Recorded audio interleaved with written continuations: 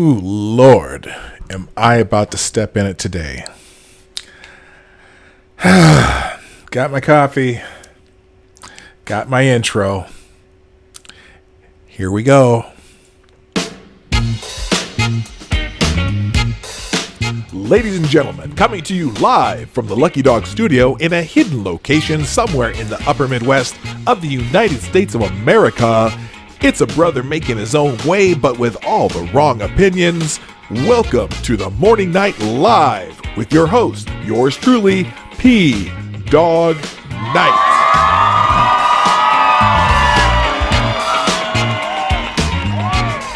All right, stop the music.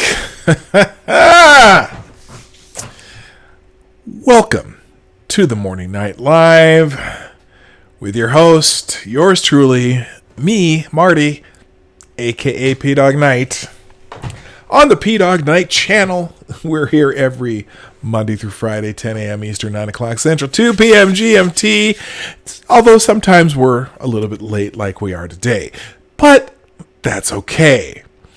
So I was, let me just take care of something right now before I even forget. Give me a moment, because just need to have just a little bit of funk to get your day going. Good morning, everybody. I am so happy you're here. First, let's say hello to the people who got here early. Good morning, Johnny Hellcat, who was first and gets the bell. Thank you so much for being here. Also, good morning, Tyler F., Sarah, Rolling Bear, Jaeger, Pony, and Prospero. You are my leaders today. You're the stars. You're the stars of the show. And those of you who are lurking in the background, listen at work or whatever y'all do back there, hey, I'm glad you're here too. So, I was on the old Twitter machine this morning before, just kind of prepping for what I'm going to do, like I always do, and trying to figure out what I'm going to talk about today. And, speaking of Twitter, thank you so much, Johnny Hellcat, for tweeting out the show. By the way, y'all can help me out, tweet out the show, hit the share button right down there. You can hit the like button whenever you want, do whatever you want to do there. And then if you want to do super chats today, because I'm not sure how long I would be able to pay attention to the chat today, because I'm probably going to just go on tangents left and right. So if you really need to get my attention, super chats through the Streamlabs link down below. I will make sure that I read everything you put out there. Or if you have questions, I'll happily answer anything you got. So, got onto Twitter this morning, and I noticed a tweet by my buddy Sofane, and he's a good guy. Even though we don't always agree on politics, I think he's a great guy. I think he's pretty cool. And his Poisoning the Well, he and Fat Pat do a great job. Funny guys. I appreciate them greatly. So Sofane found this interesting thread, and this is from back on August 26th. And we're just going to get into it, and it's about you'll see what I'm talking about in just a second here. So Sofane said, this is a pretty interesting thread with a few surprises. The first one here isn't one of them. So here's the thread, and we're going to talk about this first one right off the bat, because it's just kind of one of those things, because, and a lot of times when I disagree with Sofane, sometimes it's just about how people define things, because different people have a different perspective on different things and different hair. What's that hair in my mouth? Okay. So anyway, here it is. There's a whole thread on. This is from an Equal Pay Day or something, Women Equality Day or whatever it was in August that they like to come talk about every year. This is the first one. A majority of likely 2020 voters think gender equality has not yet been achieved. The exception, 77% of Republican men who say, we've made it. Now, I found this interesting because here's the graphic they put on here. I'll put the graphic full screen so that you can see it. All right, so here, I wish this person didn't put anything about where this particular study is from, when it was done or whatever, but apparently it's been done recently, whatever. So here's the question they asked.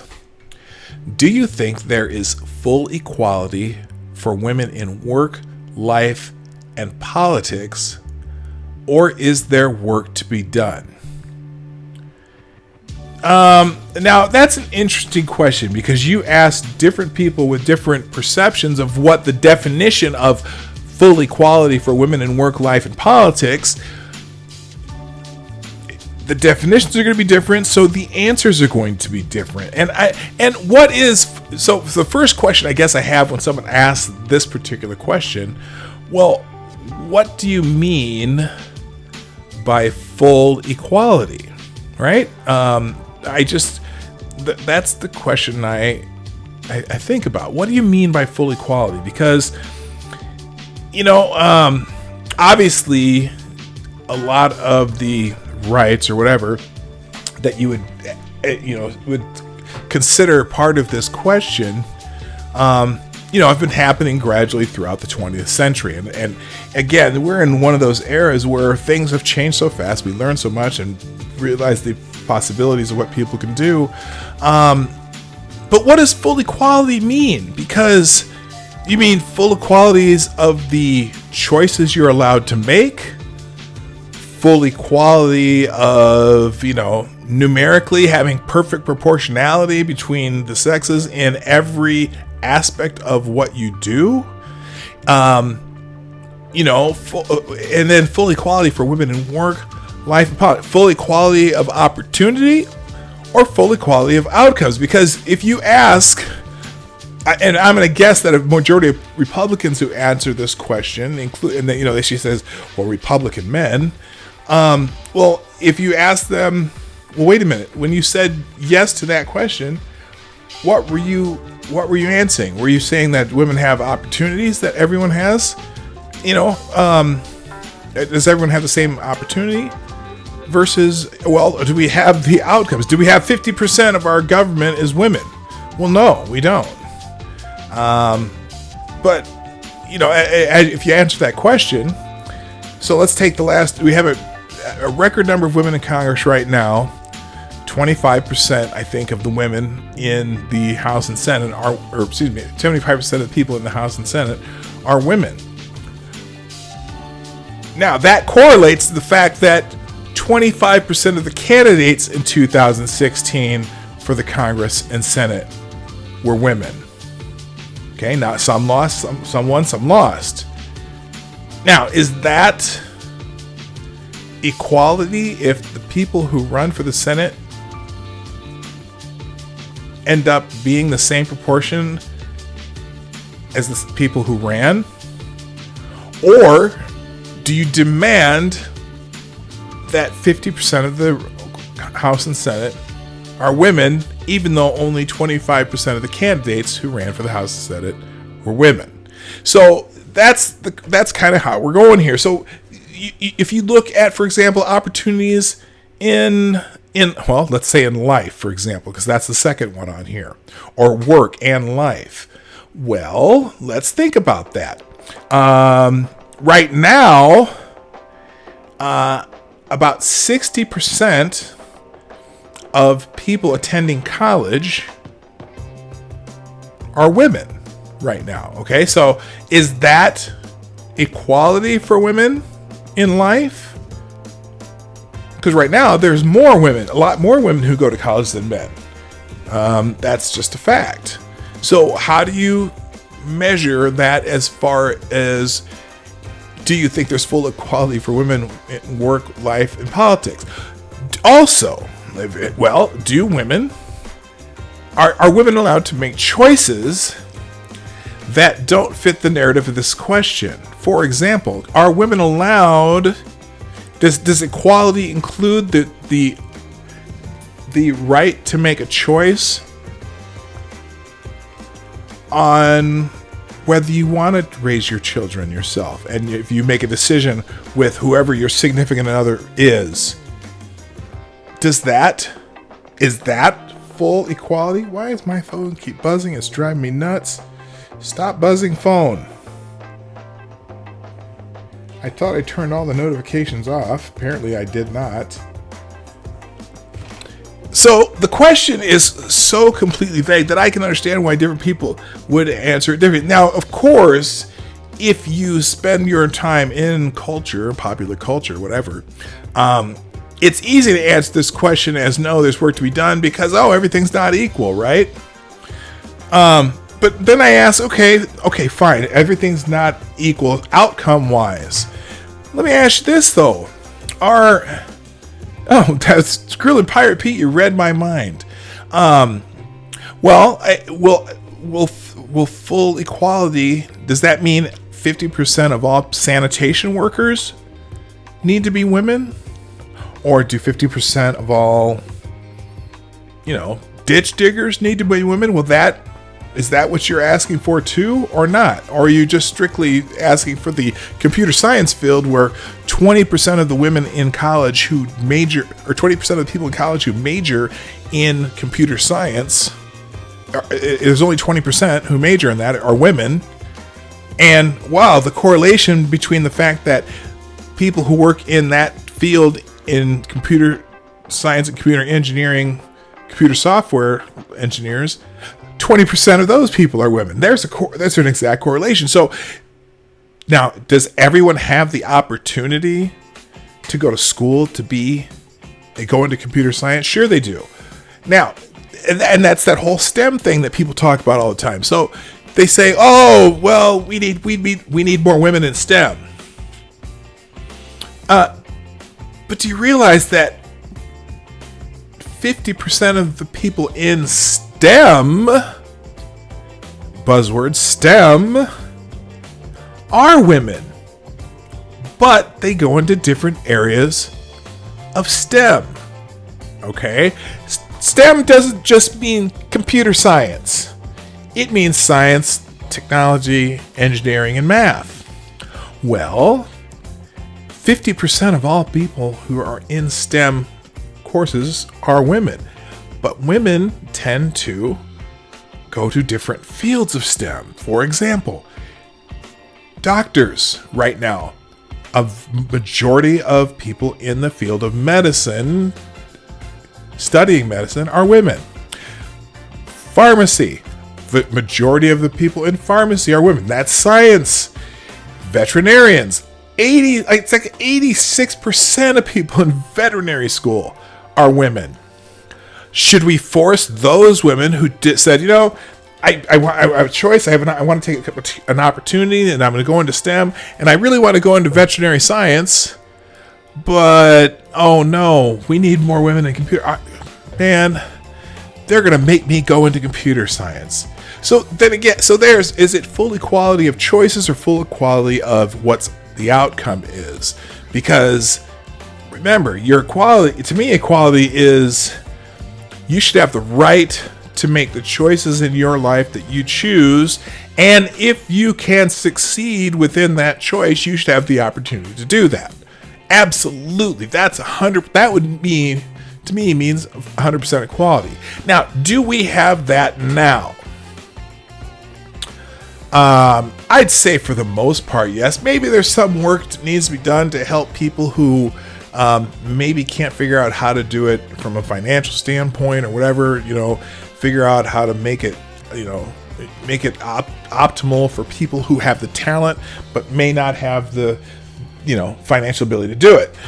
But I think that right now, if you have the drive to do something, now the other part of this is there full equality for women in work, life, and politics.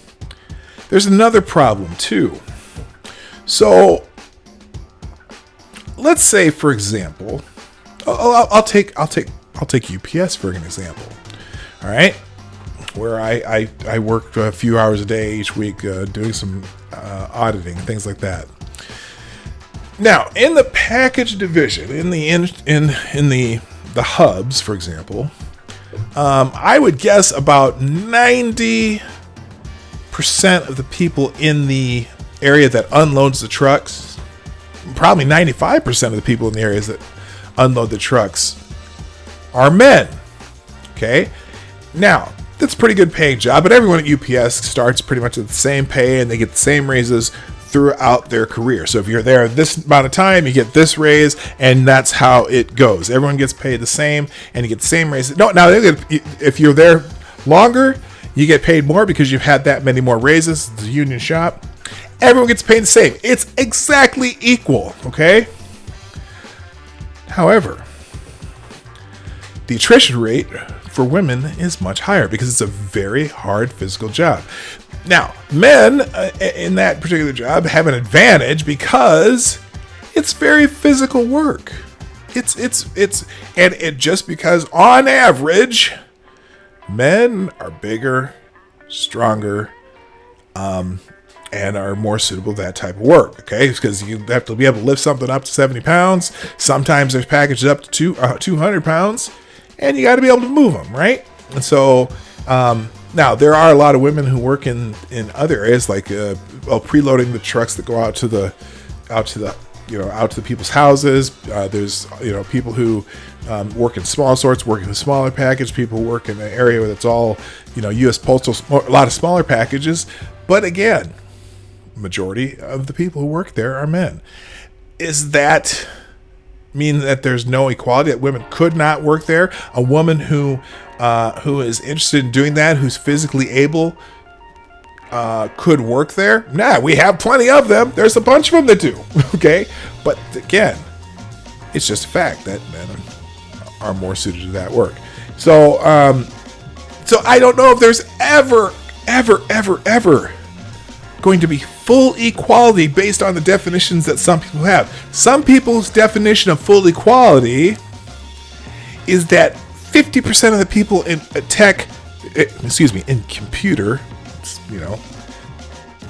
computer tech need to be women. Well, then you're going to have to force some people who are in certain areas that prefer a different area of tech to go over there. And then you're also going to have to convince, well, some of those men who are in that area of tech have to work over here. You no longer get to have any choices because we have to have it to be 50%. Am I making sense? I don't know. Maybe I am, maybe I'm not. But I think really work, life, and politics. I'd be happy if more women ran for office that share my political philosophy.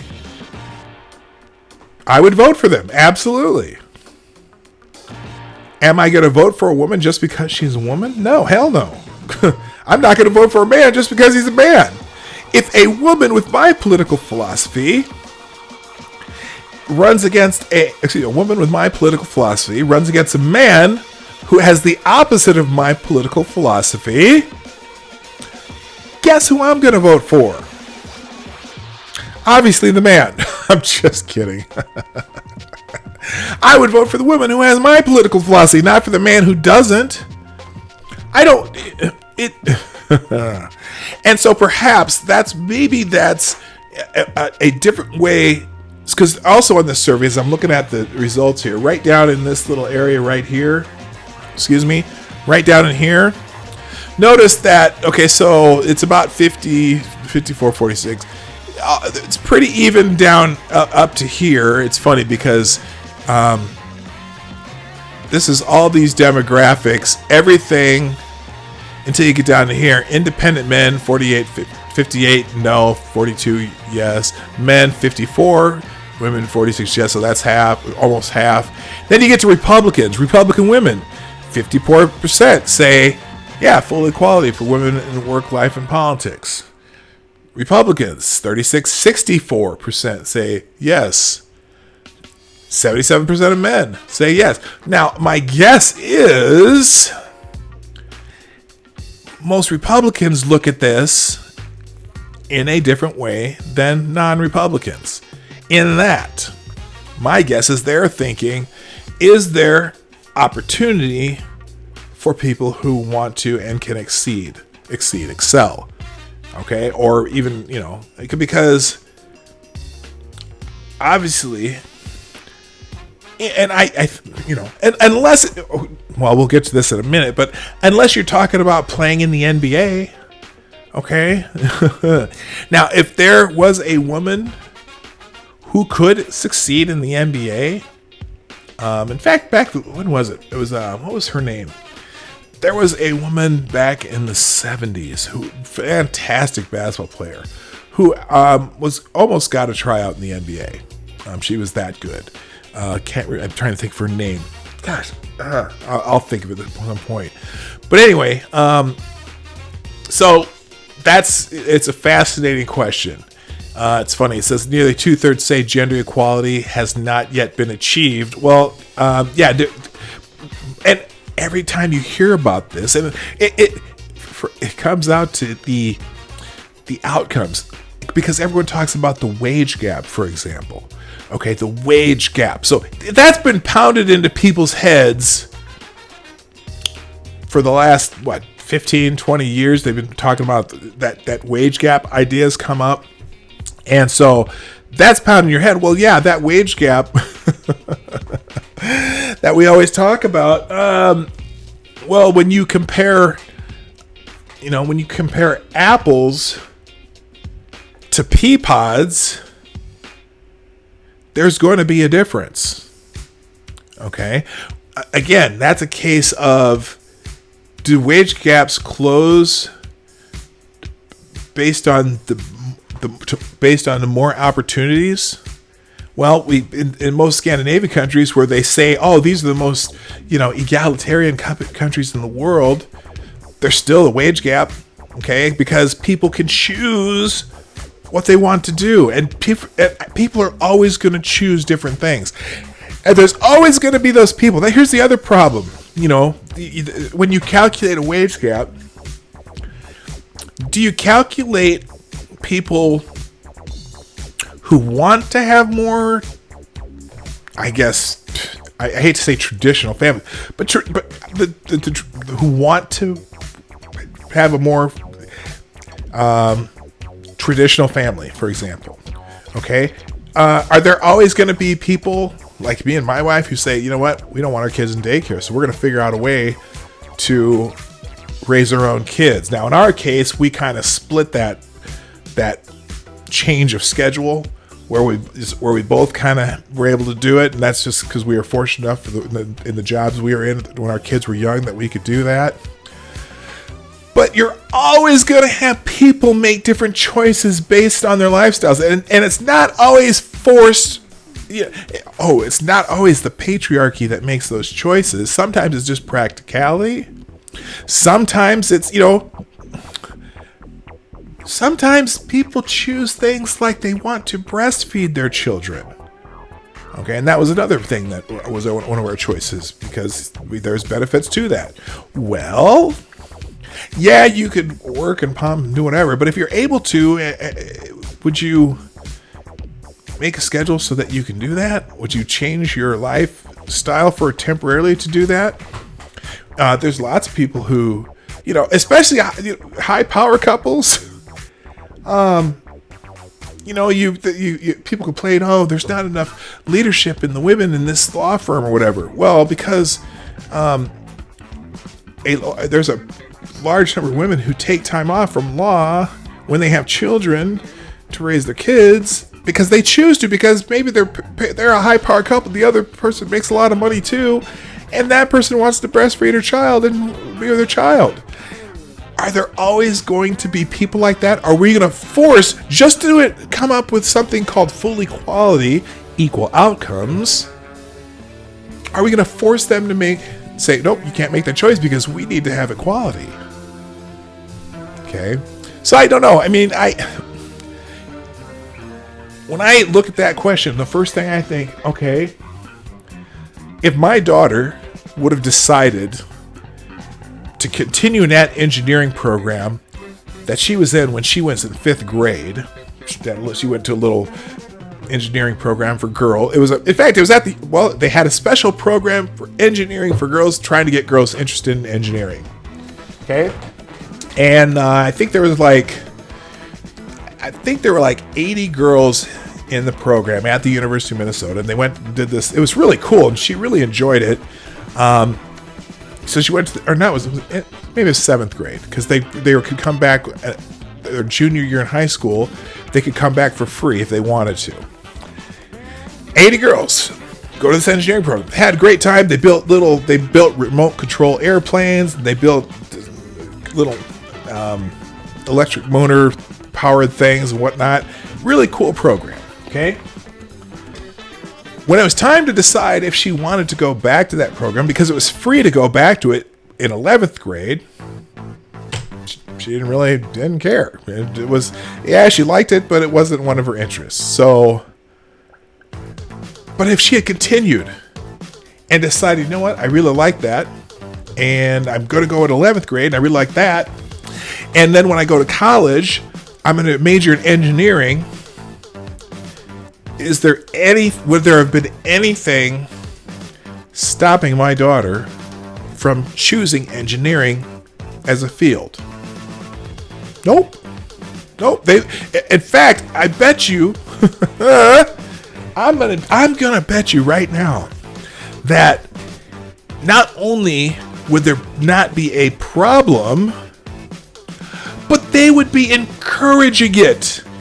They would be welcoming her with open arms because they want more women in engineering, and they would have helped her, and she would have gotten help if she needed, and they want her to succeed in the program. And then the companies out there that who right now, because of questions like this, full equality for women in work life and politics, there's companies out there that, man, if you can get a woman who's an engineer, who's good at it, and we can show that we're a company that is progressive and hiring women, I bet there's a lot of companies. I bet she would be one of the hottest commodities out there, because she'd be a woman engineer. She's one of those that golden ticket that makes your company looks better. And if she was good at it, she could write her own ticket in life. Is there the opportunity to do those things? Absolutely. That's what I think of when I say, is there equality for women in work, life, and politics? Yeah. Can women make the choices they want to make in life, work, and politics? Okay. Now, some people will say, oh, no, because, if you don't have, paid family medical leave, and this and that,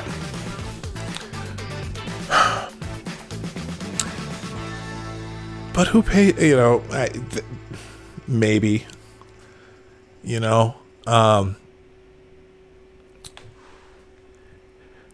maybe, I don't know if this, I don't want this to sound harsh or anything, but yeah, you still gotta make choices in life, right?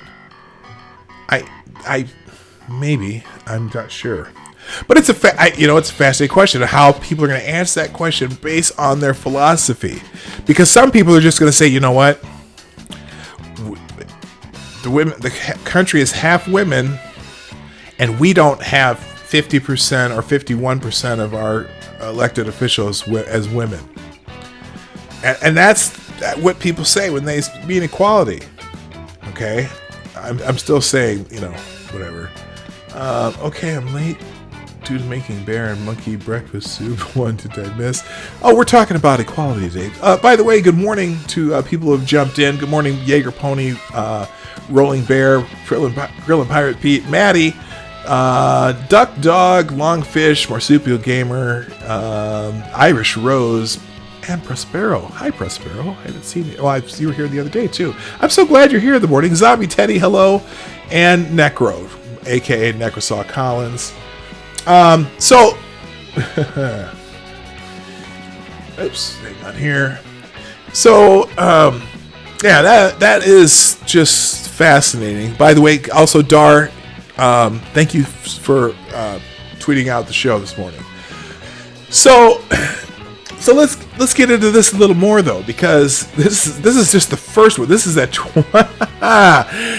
a 20 tweet thread, and they did one of those, whatever that thread unroller or whatever, did something with it. So let's move on to the second thread, the second one here. 40% of Republican men voters say it's true or not sure whether, quote, most women get their periods at the first of the month. We asked this question to better understand people's knowledge in light of the recent 6-week abortion bans. I don't agree with the 6-week abortion bans, although I think there should be some restrictions on abortion. I don't think you should, somewhere at that viability point, to me personally, I don't know. That's my own personal opinion. I don't know what the law should be, and I think women should have some choices, or choices, whatever. But this is a stupid question. Of course, men don't know when women's periods come. Okay? And to be frank, and I know when my wife's, I knew when hers were coming, because, oh my God. Anyway, yeah, this is just one of those stupid questions. And maybe 40% of Republicans' men's wives' period does come at the first of the month. What do you say, the first of the month? Do you mean like on the first, or in the first half of the month versus the second half of the month? The first of the month, what does that even mean? Okay, so 40% say first of the month. So the other 60% say some other time in the month. Maybe they'd be the first third, and someone think the second third, and the others think the last third of the month. Who cares? If it's 40%, it doesn't mean anything to me. Doesn't mean a thing. Whatever. Anyway, next one. 47% of 20 women 2020 voters feel angry, scared, nervous, or sad about the state of women's rights and equality. So really only 47% do? 47% of 2020 voters feel angry, scared, nervous, or sad about the state of women's rights and equality. Well, now, wow. That means 53% do not feel angry, scared, nervous, or sad about the state of women's rights and equality. 53% don't. Wow, a majority don't. I think that's pretty damn good. Now we need to fix this for these 47% who have been bombarded with Me Too, the Women's March, saying that Trump said grab him by the pussy and shit like that. But 53% do not feel angry, scared, nervous, or sad about the state of women's rights and equality. Wow, that's impressive to me. Maybe not. Again, we still need to figure out how we can make this 47% not feel that way.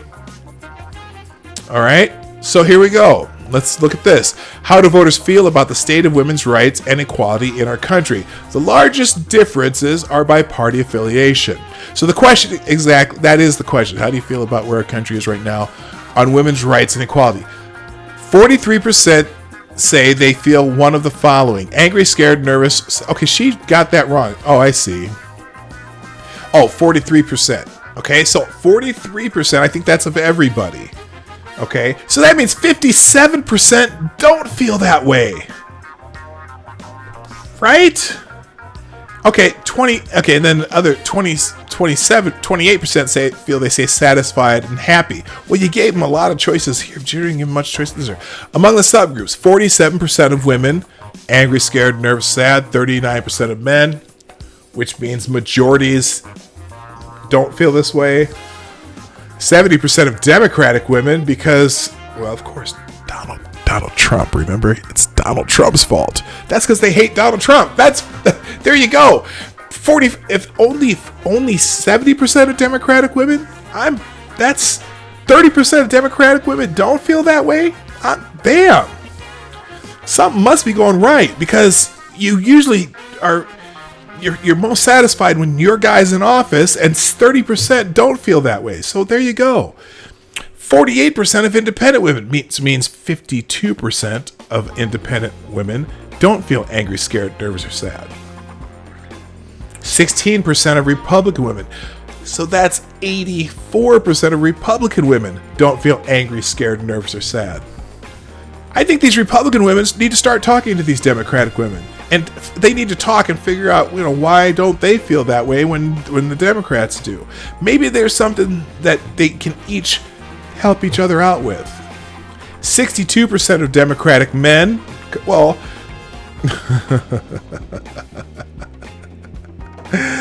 yeah. So at 62% of Democratic men, so 38% don't. 41% of independent men, so 59% of independent men don't feel that way. 13% of Republican men, so 87% of Republican men. Now, 28% say they feel either satisfied or happy. Among subgroups, 25% of women, 31% of men, 9% of Democratic women, 22% of independent women, 51% of Republican women. So most of the people are neutral on this, but there are some that are happy.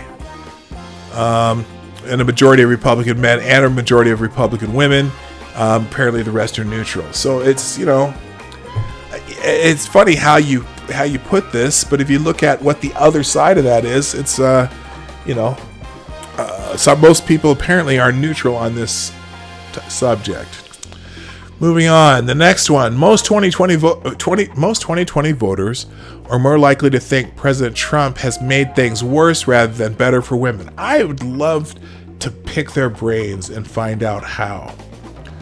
I know that especially for Democratic women, I'm sure the Supreme Court issues are probably their biggest worries, particularly the Kavanaugh case and all that fiasco. I'm sure there's something about that here later. Nearly every segment of women voters is more likely to think President Trump has made things worse for women rather than better. Well, I don't know, because the employment rates for women are way up. So if people are getting jobs, so I guess I'm just curious of how. Good morning, Max Del Rio. Good morning, Lord Rothschild. Good morning, Straight Sith Male. How you doing? Sean Uli too. Hi there. Monkey said P-Dog was good, so here I am. Hey! Thank you. Hey, Sean Uli, if you haven't subscribed, right down there, you can kind of see where I'm pointing. Down there, hit that subscribe button and make sure you ring the bell. All right. Max, I don't know how many people were polled. I don't even know where the study. I think it's a pretty big study, though, and they've got the tabs somewhere. She doesn't link the study anywhere. I'm going to try and find it another time. So, but anyway, so I guess I would need to know when people say that. I'd love to hear their specifics, but when they go into these different demographics, Democratic women, 81%, 5% say better. Just the fact that 5% of Democratic women say Trump's made it better is a victory for him. And then on the other end of the spectrum, Republican women, 5% say made it worse, 62% said made it better. So you know what? This is anything in a poll that you read about Trump is going to be the people's feelings about Trump and not about reality. Because other than even those abortion laws that are popping up in a couple of these states, that has nothing to do with Trump. Those are state laws. Now, can they say that maybe because you've got to point another conservative to the Supreme Court that they might think that's the case? That's possible, but again, this is just one of those. Do you like Trump or do you dislike Trump? 46 to 33% on whether worse or better. Neither a majority think that he's made things worse or better. So anyway, moving on. Let's see what's the next one. Now this one's fascinating. See the responses from an open-ended survey question among voters. Free association word exercise between President Trump and women. What's the first word that comes to mind when you think of President Trump and women? Okay, so all the because I'm sure predator, disrespectful, good, rapist, misogynist, nothing. That's interesting. Nothing. That's the first word that people can. That's a big one. Equal is in there. Good, fair, sexist, abuser, respect, discuss, support. Don't know. There's employment is a tiny one down here. Indifferent, ignorant, no comment, strong, millennial, arrogant. Okay, so just, but these the size of the word is based on the frequency of the word. So you know that a lot of the, particularly on the people who hate him, are going to use some of these other words and accuse him of things. And he's been accused of a lot of things, so it's understandable that some of these words are going to come up. Moving on, most voters do not think it's a good time in America to be a woman of color, immigrant woman, Muslim woman, or LBT woman. Now that's interesting. They only said LBT. Oh, I see, because they left out G because gay is apparently only meant for men. And so lesbian, bisexual, transsexual woman. I regardless of the president, I think it's a good time to be anybody in America right now. And if you're a woman of color or immigrant, now funny, I don't see a category for illegal immigrant woman, as in a woman who came in the country legally. Probably not a great time to be that right now, or it's just not a good time to be a newly illegal immigrant or an illegal immigrant who has warrants, for deportation. But again,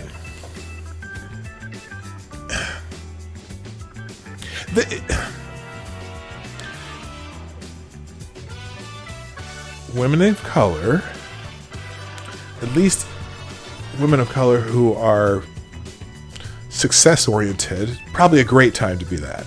Okay, again, imagine young black college graduate woman with a degree in computer science looking for a job in Silicon Valley.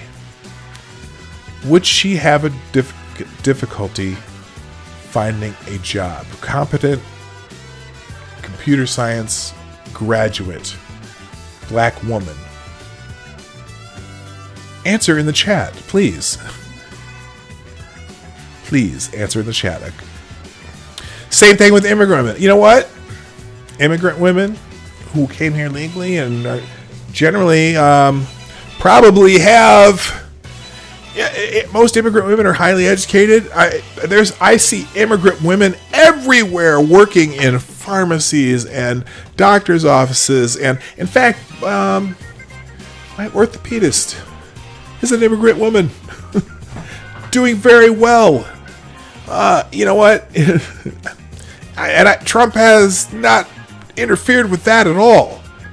Has not interfered with legal immigration in the least. Muslim woman. I see more Muslim women out everywhere. Of course, I live in Minnesota, where we have a huge Somali population in Minneapolis, so I see Muslim women everywhere too. But I run by. We have an Amazon hub in my town too, and boy, there's a lot of Muslim women who work there.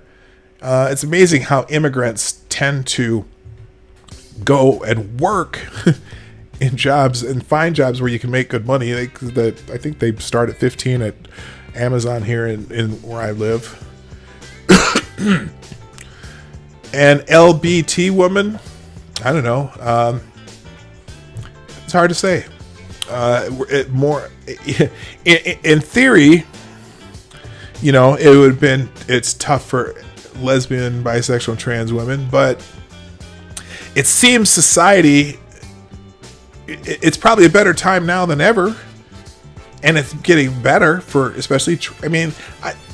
I never thought about trans women 20 years ago, other than Dr. Renee Richards who played tennis. now they're everywhere because, we're not, I always wonder how many of them are all legit, and I probably shouldn't do that. I know I can't, but I don't know, man. We've become a more accepting society for about a lot of things. And lesbian women, Jesus Christ, who cares? Who cares if someone? No, that's been accepted for years. Okay, I used to, when I was in my bank career, I worked with quite a few lesbian women. Nobody gave a shit. A couple of real estate agents that I worked with, one of my favorite, in fact. It's weird because I think lesbian women probably have, maybe even be more accepted than gay men over the years. As far it's because, maybe because lesbian women aren't necessarily as visible. I don't know what I'm trying to say here, but I don't know. Most voters do not think it's a good time in America to be a woman of color, immigrant woman, or Muslim woman, or LBT woman. I don't know. That's a tough one. I don't have a fully formed opinion on that particular one. Next one, the face of feminism today is a popular mainstream black woman, Michelle Obama. The face of feminism today is a popular mainstream black woman, Michelle Obama. Really? That's fascinating. And that's fine. Respect to Michelle Obama. She and her husband married, have two wonderful daughters, raised them well. Clearly, they're smart kids. One's at Harvard, one's at University of Michigan, going to the University of Michigan. Raised a great family. Quick question. What does Michelle Obama do for a living?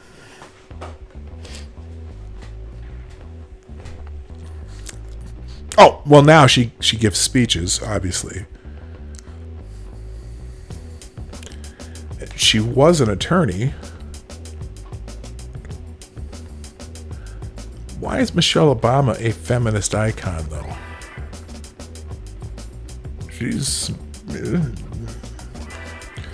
She's married to a president. Okay. Now, let me not disparage. I'm not disparaging Michelle Obama at all. She's a smart woman, has her law degree, practiced law, written a little bit, done a little writing, has some books published, whatnot. The face of feminism today is the wife of a president. Huh. Oh yeah, she gave her a license. That's right. So that's the face of feminism. I think maybe they could. Maybe there's a. Based on what I hear about feminism in today's society, third wave, fourth wave, whatever you want to call it, there's got to be someone that's should be more the face. Wouldn't you think like maybe Nikki Haley, Oprah Winfrey, hugely successful businesswoman.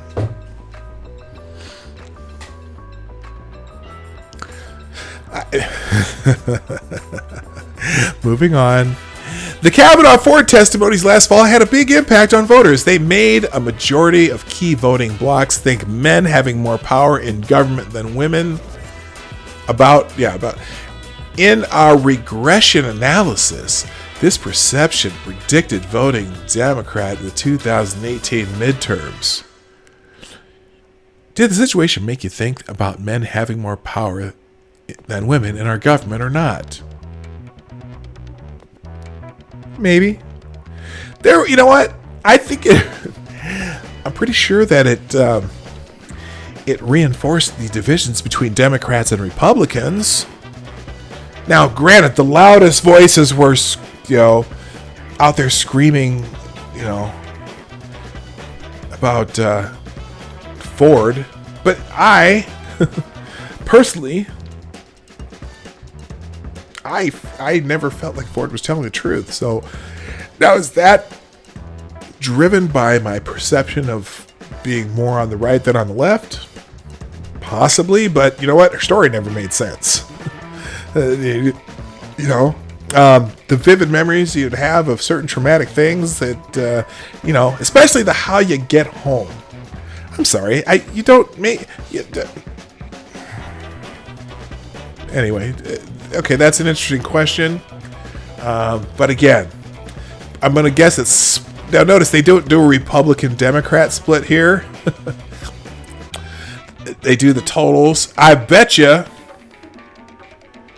Did it? And again, the question doesn't make any sense. Did the situation make you think about men having more power than women in government or not? Okay, it made me think about it, but what did I think about it? Did I think it mattered? Did I think it didn't matter? Did I think it's by merit? Do I think it's by percentage of people who are running for office? Do I think about, does the fact that there are more men than women in government affect how women are treated by the government? Yeah. No, just did it make you think about it? Okay, yeah, maybe, sure. Okay. Moving on.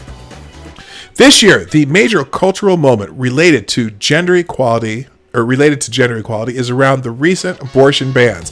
Data suggests these are on par with last year's Kavanaugh Ford hearings, sparking millions of conversations and thought about the state of women's rights in our country. The bans triggered many conversations across the country and prompted voters to think about the state of women's rights and equality in our country. I don't know what the question here is. But yeah, absolutely, that's going to bring up... that will absolutely bring up the topic of rights of women in the country. And I think they went too far with those bans. Some people are 100% anti-abortion. I am not. It got people talking about it. Okay. And, those states, very conservative, it may hurt their, the people in those states who are in office now. I don't know, but I guess we'll find out. I think the court is going to strike down some of those laws anyway. Number 10, not surprisingly, the abortion bans motivated Democrats and abortion rights supporters more than their counterparts. That doesn't surprise me at all. I don't, partly because I don't know how invested Republicans are in the abortion fight.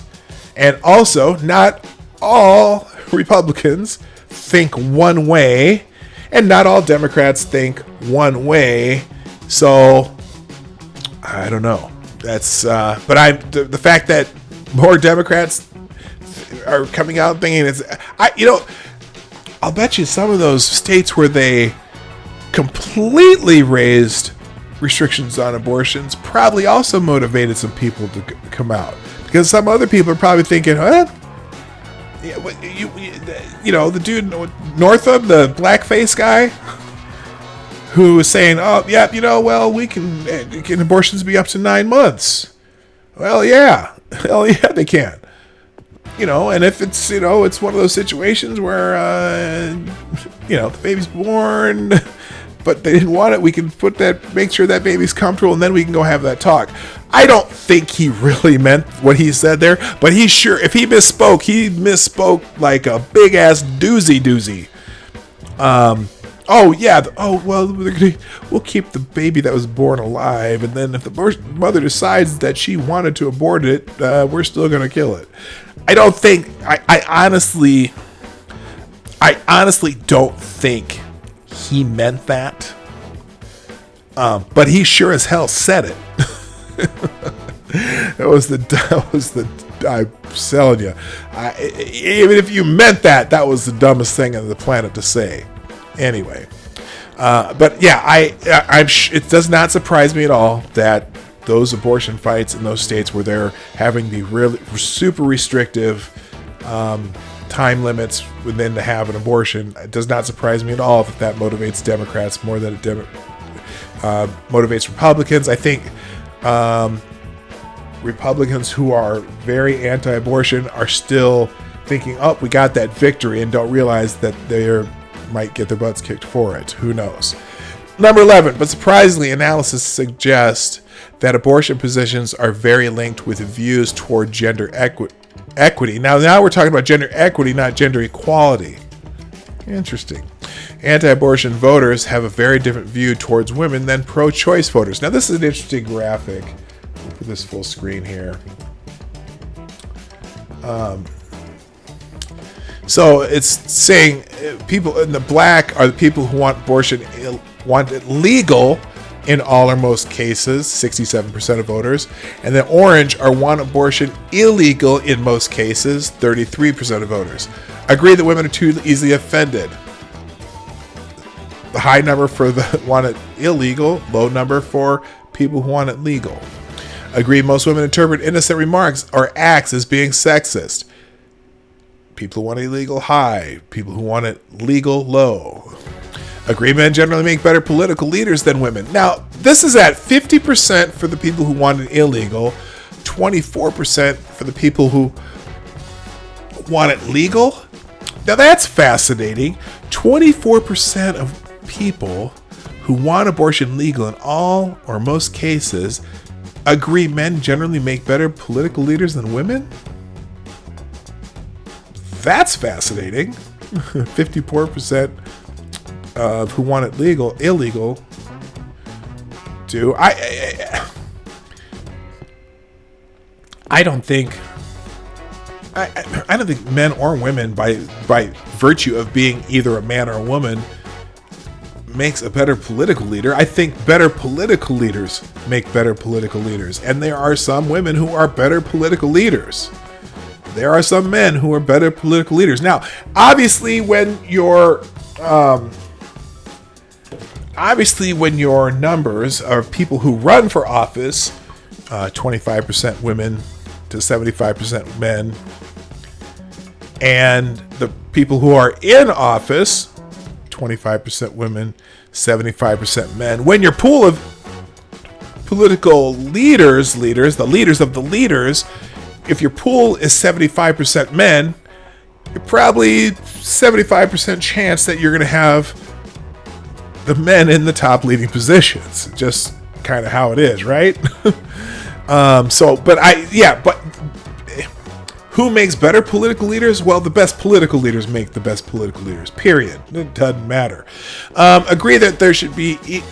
I want there to be equal numbers of men and women in positions of power in our society. Only 47% of people who want abortion illegal, 80% of the people who want it legal. I don't give a hoot. Proportionality does not improve anything other than as long good leaders are going to hear the voices of everyone of their constituents, or good politicians. So I don't think it. And also, maybe someday that more women will start running, but that's the only way you're going to make that happen. There's no way to force it. I think it's, and particularly I think they're talking in business, politics, and everything. Again, there are, some say structural barriers, but there are just societal, personal, human barriers to certain things. And people make different choices. People decide what they want to do in their life. And I think women who want to succeed can absolutely succeed in today's society. I don't think, it's not that women are being held back, but I can tell you right now, not as many want to do everything that you want them to do. Just because you want women up there, doesn't mean there's a lot of women who want to be there. And if they want to be there, more power to them. Like I said, I think women are just as good a leaders as men if they're good leaders. Period. Agree that we'd be better off if we had more women in political office? No, I don't agree with that. And I don't want abortion illegal in all or most cases. Now, agree that the country would be worse off if we had more women in political office? No, I don't agree with either one. I don't think it's an irrelevant question. It's an irrelevant question because it doesn't make a difference. I want good leaders in office. If we were 75% women in office, but they made shitty decisions, then it wouldn't be. If we had 75% women in office and they make good decisions, then the country would be better off. Doesn't matter. Anyway. Okay, so anyway, you get the gist of that one. Let's go on to the next one. I'm running out of time here. Number 12, we typically find that Republican men are the segment most likely to have inegalitarian views. But it actually may be anti-abortion voters. Here's a look within Republican by abortion views. So they're saying that if it's more about abortion, everything's about abortion, apparently. Among Republican voters, by views on abortion, agree with each statement. Want abortion legal in all or most cases, 61 to 60 and 68. What? Country would be better. I see. The questions are: the country would be better off if we had more women in political office. If you want abortion legal in all or most cases, 61% believe that. Why? What? Why would I? It doesn't correlate. Anyway, want abortion illegal in all or most cases, 26%. The difference is 34%. The other question, I want there to be equal numbers of men and women in positions of power in our society. If you want abortion legal, 68% want that. If you want abortion illegal, 43% want that. I personally, again, I want more leaders in position of power. I don't care what your sex is. So, anyway. Think women presidential candidates aren't likable? Think again. Poll: Warren and Harris lead the field in likability. Well, among the Democrats? Yeah, maybe. I don't know. I personally think Tulsi Gabbard is the most likable Democrat candidate. So yes, women can be likable. You know, I think, you know what, actually, if Kamala Harris is likable, she's just phony. But she's likable. She's absolutely likable. And also, I think Andrew Yang's likable, but he didn't have a chance in hell of becoming president of the United States. You know, Buttigieg can be likable, although he he turns on people.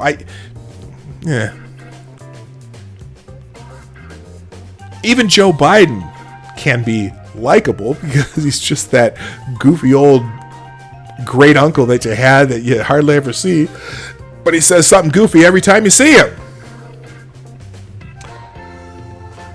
But de Blasio's not likable in the least. Bernie looks like his hair's on fire all the time. He's not likable, but, you know, people like his ideas. I don't find Elizabeth Warren particularly likable, but some people do. I think she's weird and tries, you know, hey, fellow kids, I'm going to open a beer now, and I'm going to drink this beer. Honey, would you like to drink some beer with me? No, thanks. Oh, well, okay. Maybe another time. I will drink this beer now. Look. And I still can't get over the Pocahontas thing. Anyway, 14. We are starting to see Republican women move towards thinking men and women are equally good political leaders from men are better, while Democrats are moving toward thinking women are better leaders. I would not have seen this data 4 years ago. Again, your sex doesn't make you a better leader. Not. I thought these people were talking about equality. If you're talking about equality, doesn't that mean that men and women are just the same? Aren't they the same? You know, I thought all men and women, there's no difference between men and women. Oh, but now people think one's better than the other. I don't give a shit. I just want good leaders.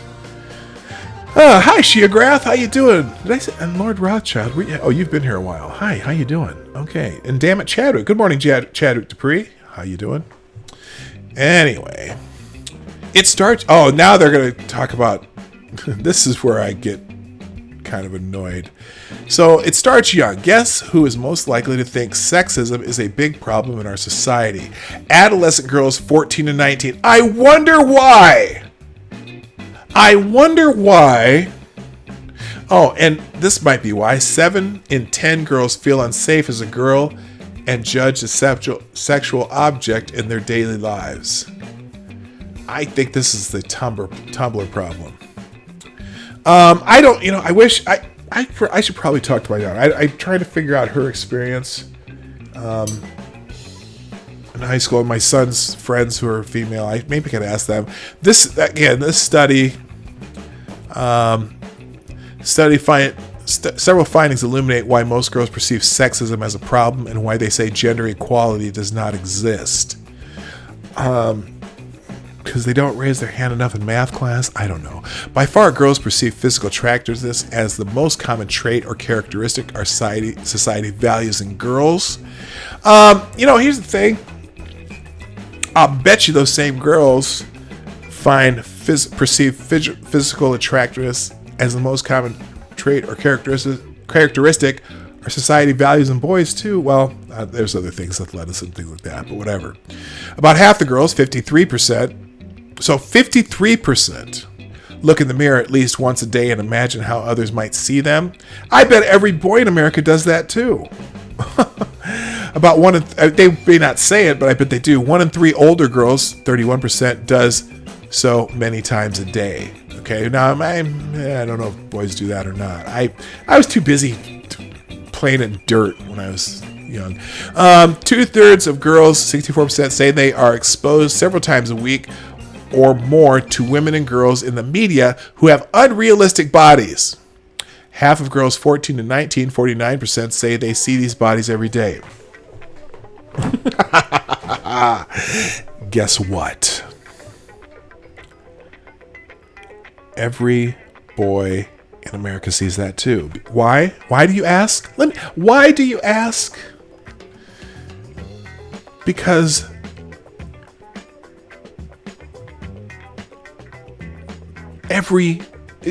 there's rarely an overweight person in media. Maybe a few here and there, but there's about the same number as women. Unrealistic bodies. Guess what? A lot of boys watch a lot of sports, right? Do they perceive those people those professional athletes as having unrealistic bodies? What's unrealistic? Now I'm not saying that there are plenty of there's plenty of women in media who absolutely seem unrealistic. Okay, especially in the modeling field. Although we get there's a lot more, let's say, curvy models these days than there has been in the past. At least 70s, 80s, and so on. Everyone was just skinny, real thin, and now you see a lot more curvy models and things like that. Unrealistic bodies, unrealistic to who? Unrealistic to those girls? I guess. I don't know. That's unfortunate that they see that. And half of girls 14 to 19 say they see these bodies every day. Half of girls say that several times a week or more they see female characters in TV and movies whose bodies and looks are more important than their brains or abilities. Huh. Yeah, and every commercial, who's the brunt of the joke right now? It's usually not the girls. Usually the guys are the brunt of the joke, right? The guys are the brunt of the joke. So there you go. Hey, Evil One, how you doing? Hi, Lord the Rothschild. All right, the third time I've said hi to Lord Rothschild. Hi, Diesel Dave. I didn't see you up there. Okay, you're here too. Good. When asked what famous women they look up to, a plurality of girls say none. Fascinating. The second largest category is a celebrity, actress, or singer. I would guess that for boys, it's a celebrity, actor, singer, or professional athlete. Okay? I'm going to guess that's the vast majority for boys, too. Weird that they say none, though. 44% say none. That's unfortunate. I don't think that's cool. Oh, here's more. As a girl, how often in your daily life do you do this. Feel unsafe as a woman or girl. We put the fear in kids this age throughout our society right now. We're constantly talking about what you should be scared of. You know, I mean, in fact, that's political strategy right now. Let's see how many things we should be scared of because Trump, because Orange Man bad, because global warming, because, shootings, which would make 0.0014% of, the murders in our country. We're instilling fear into everybody in our society because someone wants to make a political point. They want power. People want power, are using fear to do it. And it's funny because they always talk about how Republicans are full of hate. But Democrats are constantly, and both parties do this. I'm not saying just the Democrats, because when Democrats are in power, the Republicans try to tell you what you should be fearful of. Vote for us, or this terrible thing's gonna happen. Maybe we need to teach our politicians stop trying to campaign on everyone's fear. Okay, so 7 to 10 girls feel judged as a sexual object in their daily life, or at least once in a while. Yeah, men do too. 8 and 10 girls, 14 to 19, had at least one friend who's been asked by a boy to send her a sexy or naked picture. That's fascinating. That's a phenomenon completely smartphone age, because it's just one of those things. The majority of girls say they hear boys making sexual comments or sexual jokes about girls at least several times a week.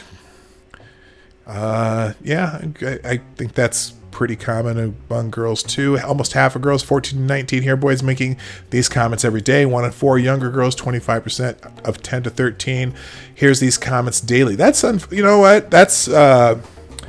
that's unfortunate. It's probably an adolescent thing. And I don't say that's a good thing. I just say it happens. That may be down from when I was a kid. 6 and 10 girls want to learn more about feeling valuable for who they are and not what they look like. That's fair. Majority of girls, that comes in the home though, man. I'd like to think that, we raise a daughter that is confident about who she is. I hope that's the case. I'd love to get her opinion on that. But I think we gave her, every opportunity that she could possibly have had. We gave to her and let her choose her path. So I don't know. Hopefully we were good parents. So I'll have to check that out. I'll have to ask her about some of these things. 3 and 4 girls ages 14 and 19 feel unsafe as a girl once in a while. 6 and 10 girls want to learn more about having the right to be safe everywhere. I think, again, we instill fear in people constantly, too. Nearly 2/3 of girls ages 14 to 19 want to learn more about having the right to be in charge of your own body. Who else is in charge of your own body? 7 and 10 girls ages 14 to 19 say at least once in a while they feel treated with less respect because they are a girl. And that's someone telling you that you're being treated that way. Again, it's funny because they always try, you know what? You should be, as a man with more melanin than most, or at least in my heritage, it's hard to tell sometimes. I'm the whitest black guy I've ever seen sometimes. Anyway, I'm supposed to be afraid of the police too, right? I should be in fear for my life every time I see a police officer, because the police officer is going to shoot me for not showing my hands during a stop for a traffic stop, right? I'm supposed to be afraid of police. So that what you feel isn't always the truth, because I've never had a bad encounter with the police. I mean, I've never had a police officer even be rude to me. And should I have? I don't know. More than half of girls say they felt treated more unfairly than boys in sports. Close to 1/3 of girls felt unfair treatment as a girl at school. and on social media. So it's not saying that this. What year was this poll taken? 1974. Treated more unfairly than boys in sports.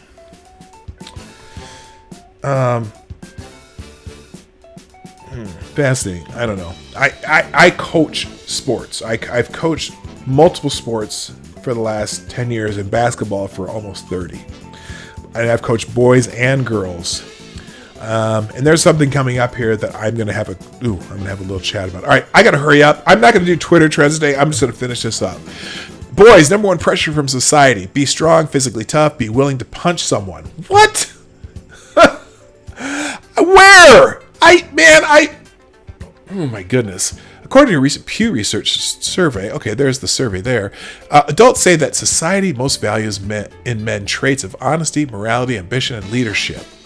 Boys, however, are much more likely to say that society most values strength and toughness in boys.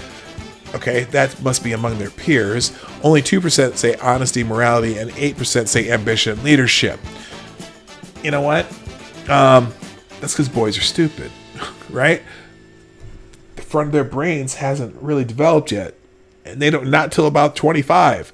So basically, they see what their peers value more than what society's value. They don't think. In fact, kids this age, period, not just boys and girls, they don't think about what society thinks about them.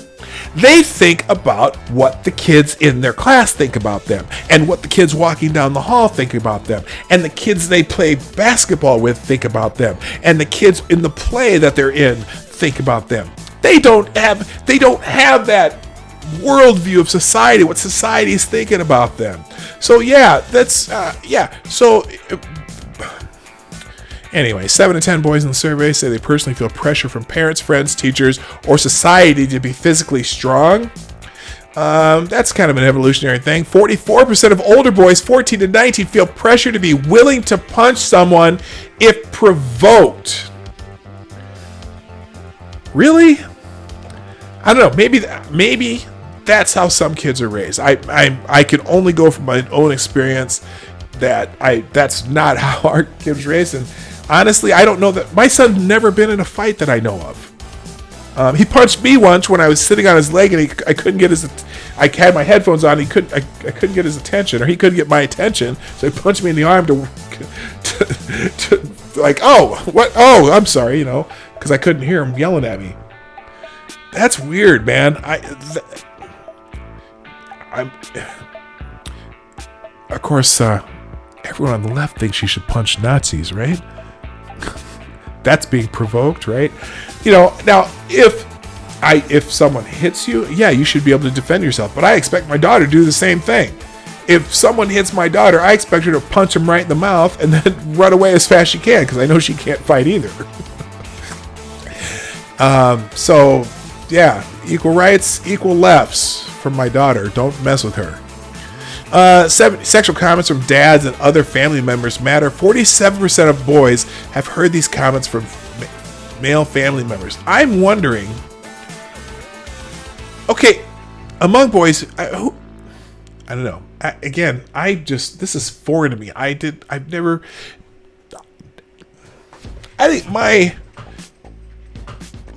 my kids may have been in high school, both of them, before my kids ever even heard me swear.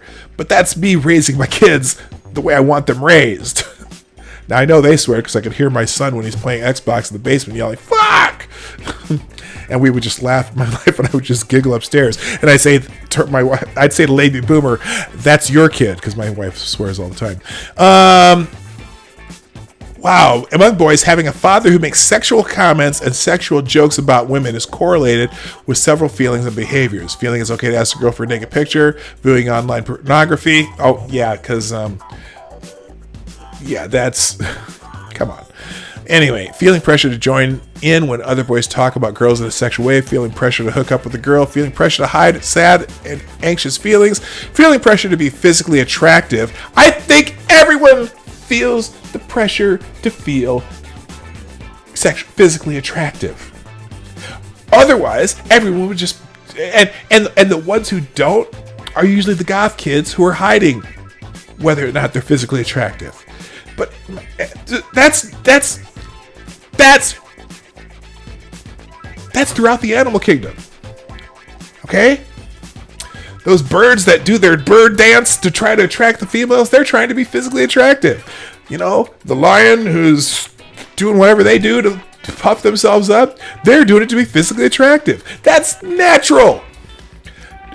That's natural to want to be physically attractive. Okay? It doesn't even have to be physically attractive to the opposite sex. Sometimes, for gay kids, it's be physically attractive to the people who are attracted to them. That's natural.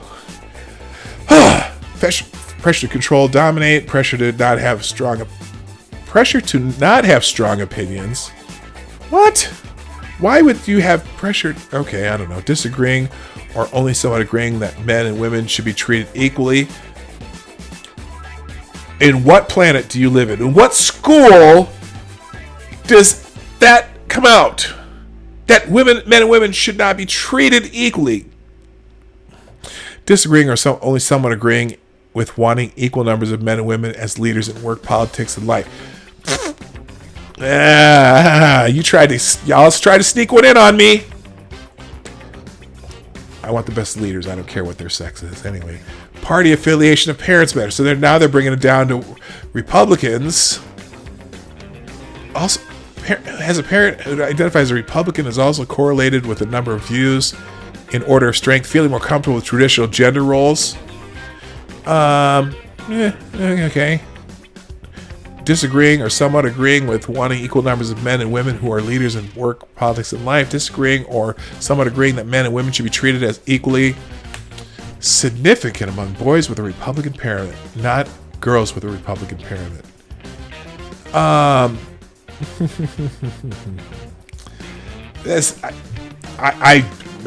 absolutely want to see the research tabs on this. I want to see this study. It's fantastic. I'd love to hear the questions and how they came up with the summary that they've come up with. That'd be fantastic. Anyway, moving on. Toys matter. Oh my God. So, toys matter. Attitudes, behaviors, and demographics correlated with boys mostly playing with boy toys. I didn't think there was such a thing as boy toys versus toys made for everyone. You know what? Just anecdotal evidence from my own personal experience. We bought toys for my daughter of all varieties and let her choose the one she played with, and then she went and played with the one she wanted to play with. Guess what? She was much more interested in the dolls and the puzzles and the books because she read all the time. But that's because we read to her every day until she could talk, until she could read. I mean, we read to both my kids every day from the day we brought them home until they started reading themselves, and then they read to us, which was really cool. And it didn't take very long. My daughter, but 2.5 years old, she was basically reading words. Anyway,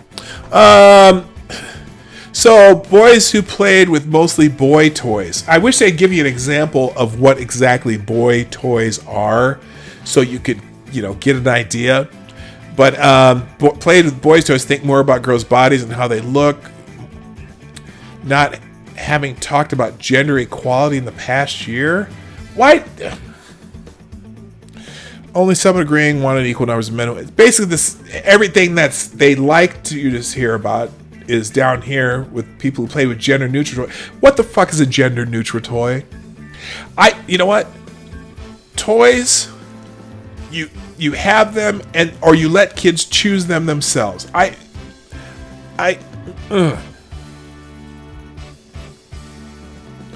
Not liking English. If they played with mostly boy toys, they didn't like English as a subject in school. Fascinating. Here's the thing. When you say played with mostly boy toys or played with mostly gender neutral toys, did these kids have the choice of what toys to play with, and do certain personality traits coincide with the type of toys you decide to play with as a child. So, for example, my son loved the cars and things that you put together and take apart and whatever, and books, because both my kids love books. But especially the things you took apart to put together, right? And now my son is a software engineer, computer science, whatever, that kind of stuff. And that's what he liked to do. My daughter liked to take little stuffed animals, and she would write plays for them. Like at 3 years old, she was writing stories, and then she would have the little animals play out the stories. Now, we had cars when she was little too. We bought a whole bunch of toys of different types and just let her gravitate whatever she wanted to. She gravitated to dolls, stuffed animals, and books. She would write stories and then make the animals play out the story. And she went into theater and French. So language and performance. So the toys she chose gave us a little foreshadowing of what kind of a life she was going to gravitate towards too. And the toys my son chose, because we had dolls. We had all kinds of, because in fact, he had all my daughter's toys were still there, and they were a wide variety. And he chose the toys that my daughter hardly ever touched.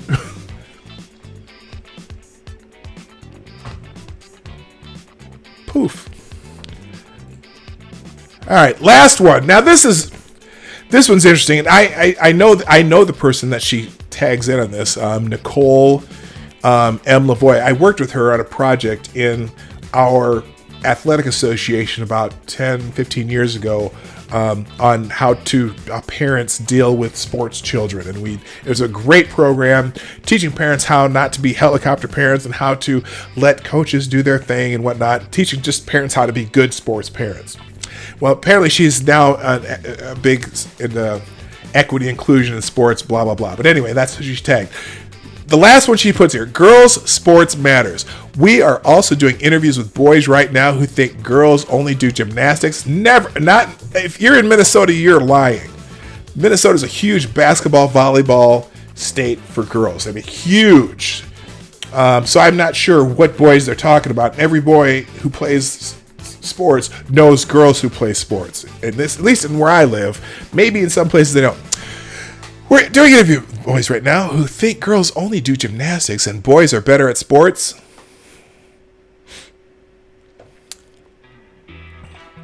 I have to go right now, so I'm going to bite my tongue a little bit on this. But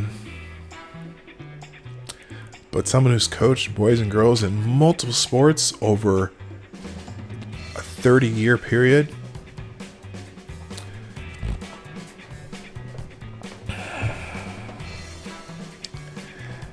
The perception in this case is reality. However, I place a high value on girls participating in sports.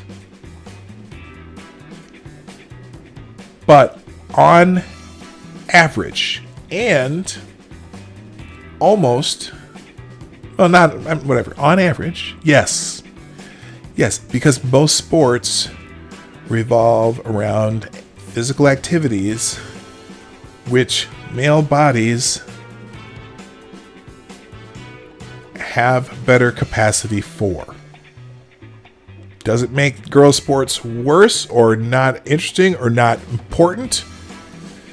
But the facts are, yes, in general, boys are better at sports than girls. Just a fact. It's not a judgment. It's not a judgment about whether girls should play sports or not. I think sports are extremely important for girls, and absolutely girls should participate in sports. Because they don't see girls' sports as visibly Yeah, I love Coach Reeves. Cheryl Reeves, she's the head coach of the Minnesota Lynx. She tagged both Nicole and Coach Reeves, and Coach Reeves is fantastic. I love hearing her speak, and I love hearing her teach the game of basketball. She's one of the great coaches in America. Yeah, that's fascinating. And the Dr. Nicole here has this thing she was tagging people in it's a hashtag called, what's the hashtag? Here's proof showing that, yes, people will watch women's sports. Yeah, it's a stupid thing. I might get into that tomorrow. But anyway, here's her little thing on sports. Attitudes, behaviors, and demographics correlated with playing in team sports among girls being interested in a STEM career. Can we just remind these people that STEM includes medicine, veterinary science, pharmacy, and the STEM careers that women dominate right now, or especially in schools, are dominating in those STEM careers. Just remember that those are STEM careers too. Having a family member who feels strongly about gender equality. Yeah, my daughter played a lot of team sports, and yes, I feel strongly about gender equality, if equality means that she has the opportunity to make the choices that she wants in life and be able to pursue them without being discriminated against for being a woman, which I think most women have right now. Some people don't believe that, but because I believe it, it's easy for me to encourage my daughter to pursue the things she wants to do because I believe that she has the opportunities. Having a successful career as an important life goal, sure, why not? It should be, if that's what someone wants. I agree, and I say the same thing for my son. Having a successful career is an important life goal. Well, if he wants to have a successful career as an important life goal, great. Some people maybe want to have a simple life, but are able to travel more, or be able to camp more, be able to do this and that more, or maybe not have as many burdens in their lives. Is that okay too? Or is raising a family for a boy or a girl, is that a important life goal? And how are you going to manage that with other things? Because for me and my wife, yeah, our careers are important, but what was more important was being able to raise our kids. So our careers both went on a back burner, and we've been just fine because we made choices to make ourselves able to do that. Having been told by an adult, you can be a leader among your peers. That's something that I think girls do need to be told more. And I think they are told that, maybe not enough. That's fine with me. And especially the girls that I've coached in basketball, I absolutely push that. I try to find the ones who want to be the leader on the team, and I try to give them more responsibility. I try to help teach other people. And, I've had a couple girls who've gone on to be coaches, and I think that's fantastic. Yes, you should be a leader. Describe oneself as a leader. I think yes, absolutely, but I don't think that's strictly correlated to team sports.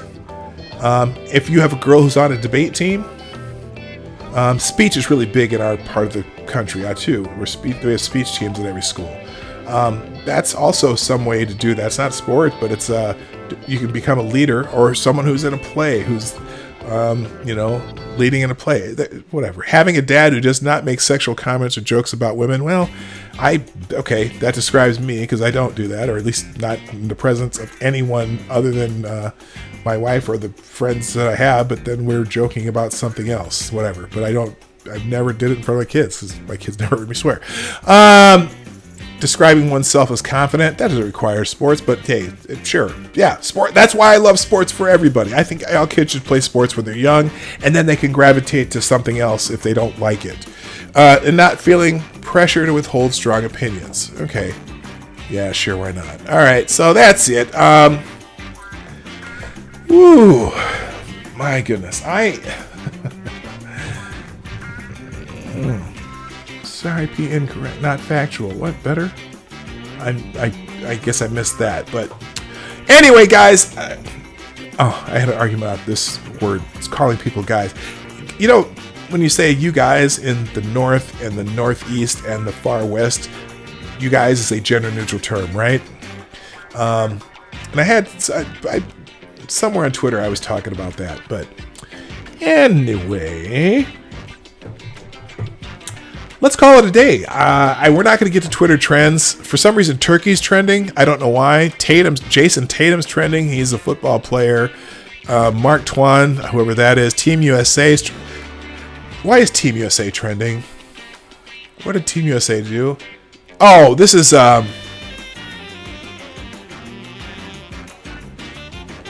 Jason Tatum hurt his ankle. Team USA playing basketball in their win over Turkey. Okay, so I don't know. Anyway, I'm not going to get into Twitter trends today. I got to go because it's that time. So, hey, everybody. Thanks for being here today. I'm here every day, Monday through Friday, 10 a.m. Eastern, 9 o'clock Central, 2 p.m. GMT, which is Greenwich Mean Time. People who are not in the States understand that, how it works. And I am so glad you're here today. I really appreciate you coming by. We had a great crowd today. Lively chat. I'm so happy you were here. But I got to go. So before you go, if you haven't done so already, right down here is that share button. If you're watching this after the fact, please share this out on social media. I'm still trying to grow. Also, right down here, same place, like button.